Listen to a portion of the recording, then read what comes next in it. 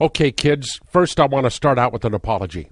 There's something you may not know about these schools that you are attending, something your teachers might not even know, and something your parents certainly don't know. Now, yesterday you heard our president, Barack Obama, tell you that here in America you write your own destiny. Nobody writes that destiny for you. The president told you to make your own future. President Obama called on each of you to set your own goals for your education and then to do everything you could to meet those goals. Well, that was a great message. I hope you took it to heart. But you need to know that President Obama's message was quite a bit different than the message delivered by another president, Woodrow Wilson, just prior to World War I. It was during the years prior to World War I that our present system of government education was being born. Now, let me pause for a second and try to explain my use of words. You always hear the schools you attend referred to as public schools. That's what it says on the side of the bus. I prefer to use the phrase government schools. Let me explain why. The building you're sitting in was built by and is owned by the government. It sits on land owned by the government. All of the people who work in this building, from the teachers to the custodians, from the coaches to the front office staff, all of these people work for the government. They're government employees. Their paychecks are written by government. The people who decide what you will study every day, they're government employees. The people who decide what textbooks you will use, they're government employees. And it is the government that compels your attendance. These schools, then, are owned, operated, and staffed by government. So, they're government schools. Now, there are a lot of people who don't like for our schools to be referred to this way, and there's a good reason for this. You may not understand it right now, but when you become an adult, one of the painful lessons you will learn is that there are very few things that government does well. People who object to the phrase government schools do so because they know that government is synonymous with failure. But let's get back to President Woodrow Wilson and the creation of our system of government schools prior to World War I. Those years marked a period of massive industrial expansion in the United States. Great industrialists like Henry Ford, J.P. Morgan, and others were concerned about whether or not there would be enough workers to man the great new industrial complexes that were being created. Now, listen to this, because this is very important.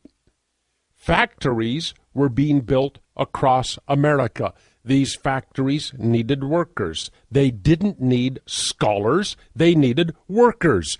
They didn't need young people with boatloads of ambition to see what they could make of themselves. They needed workers. They needed young men and women who would readily accept a subordinate role working on an assembly line somewhere.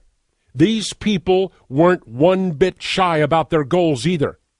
Back then, before World War I, the schools were essentially being formed and run by a group that the media called the Education Trust. The National Education Association, which is that union your teacher probably belongs to, was right there back then, right there at the table when the Education Trust first met. Now, look, I'm not trying to turn this into a history lesson. History class comes up later. But I have something very important to tell you here, something you need to know, and that is you've been had. All along, you've thought that this school, the government tells you that you have to attend, is designed to help you achieve every success you want out of life. You couldn't be more wrong. This is not the way our government schools were designed. Let's get back to that Education Trust and the formation of our schools. After the first meeting of this group, remember, the NEA was there, a British sociologist by the name of Benjamin Kidd wrote that the very idea behind the formation of these government schools was to impose on the young the ideal of subordination. How's that sound to you? These schools were designed to teach you to be a subordinate. And why was that? The great government school teacher has the answer in his book, The Underground History of American Education. That government school teacher, John Taylor Gatto, the New York Teacher of the Year. He explains it this way. Gatto explains that in pre-World War I, the industrialists, Ford, Morgan, Rockefeller, were convinced that the American tradition of independent livelihoods would rob industry of the manpower it needed to keep the industrial wheels turning. In our government schools, then, the students, and that's you, you were to learn to think of yourself as an employee, a worker competing for the attention and favor of management. Above all, you were not to come to consider yourself to be a self-determined free agent. And that brings us back to Woodrow Wilson and the speech he gave to some American businessmen. And this quote says a lot about the schools you are attending today. President Wilson said, "We want one class to have a liberal education." That means a broad education. We want another class, a very much larger class of necessity, to forego the privilege of a liberal education and fit themselves to perform specific, difficult, manual tasks. There, can you make it any clearer?